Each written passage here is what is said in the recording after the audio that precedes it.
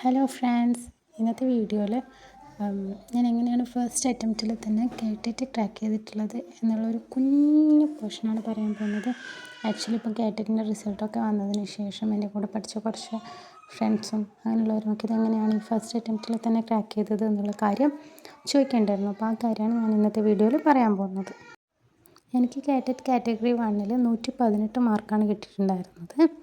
അതുപോലെ തന്നെ കാറ്ററ്റ് കാറ്റഗറി 2 101 മാർക്കാണ് കിട്ടിയിട്ടുണ്ടായിരുന്നത്. ക്രിസ്മസ് വെക്കേഷൻ്റെ സമയത്താണ് എക്സാം ഉണ്ടായിരുന്നത്. ഏകദേശം ഒരു 2 ആഴ്ച മാത്രമാണ് എക്സാമിന് പഠിക്കാൻ വേണ്ടിയിട്ട് കിട്ടിയിട്ടുണ്ടായിരുന്നത്. അപ്പം സൈക്കോളജി പാർട്ട് എന്ന് പറയുന്നത് ആദ്യം തന്നെ വെൽ പ്രിപ്പയർഡായിട്ട് നോട്ട്സും മറ്റും പ്രിപ്പയർ ചെയ്തുകൊണ്ട് എല്ലാ സെമി എക്സാമിൻ്റെ സമയത്തും സൈക്കോളജി പാർട്ട് നന്നായിട്ട് കവർ ചെയ്ത് പോകുന്നുണ്ടായിരുന്നു. പിന്നെ അതിന് ശേഷമുള്ള സബ്ജക്ട്സ് മാത്രമാണ് കാര്യമായിട്ട് നോക്കേണ്ടത്. അപ്പം യൂട്യൂബിലെ ക്ലാസ്സുകളാണ് ഞാൻ പരമാവധി അതിനായിട്ട് യൂസ് ചെയ്തിട്ടുള്ളത്. ഓഡിയോ PSC എന്ന യൂട്യൂബ് ചാനലാണ് ഞാൻ അതിനുവേണ്ടി മെയിനായിട്ട് ഫോക്കസ് ചെയ്ത് ആ ചാനൽ തന്നെയാണ് കൂടുതലായിട്ട് നോക്കിക്കൊണ്ടിരുന്നത്.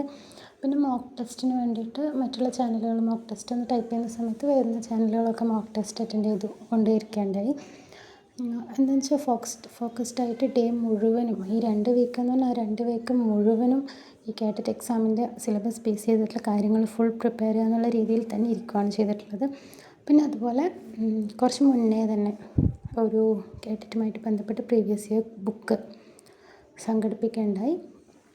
ആ ബുക്കിലെ എല്ലാ ക്വസ്റ്റ്യൻസും വർക്കൗട്ട് ചെയ്ത് നോക്കുകയും അതേപോലെ അതിൽ നിന്ന് നമുക്ക് കിട്ടാത്ത ക്വസ്റ്റ്യൻസ് അത് വീണ്ടും ആ ക്വസ്റ്റ്യന് വേണ്ടി കൂടുതൽ സമയം കണ്ടെത്തി അതിൻ്റെ ടോപ്പിക്സ് പ്രിപ്പയർ ചെയ്യാനുള്ള സമയം ഉണ്ടാക്കുകയും ചെയ്തിട്ടുണ്ട്.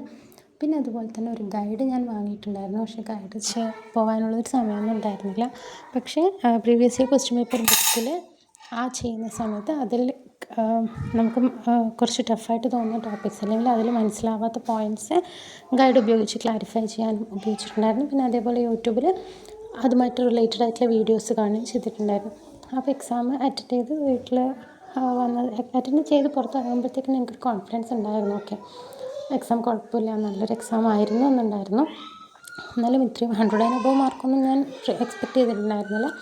പിന്നെ വൈകുന്നേരം വന്ന് നമുക്ക് യൂട്യൂബ് ഒരുപാട് ചാനൽസ് ഇതുപോലുള്ള ആൻസർ കീസ് വരുമല്ലോ, അങ്ങനെ കണ്ടപ്പം തന്നെ എനിക്കൊരു 90-95 and above മാർക്ക് എന്തായാലും പ്രതീക്ഷിച്ചിട്ടുണ്ടായിരുന്നു. ഞാൻ ജനറൽ കാറ്റഗറിയാണ്, അതുകൊണ്ട് തന്നെ 90 and above ഉണ്ടെങ്കിൽ പാസ്സാവുള്ളൂ എന്നുള്ള കാര്യമാണ് എനിക്കുണ്ടായിരുന്നത്.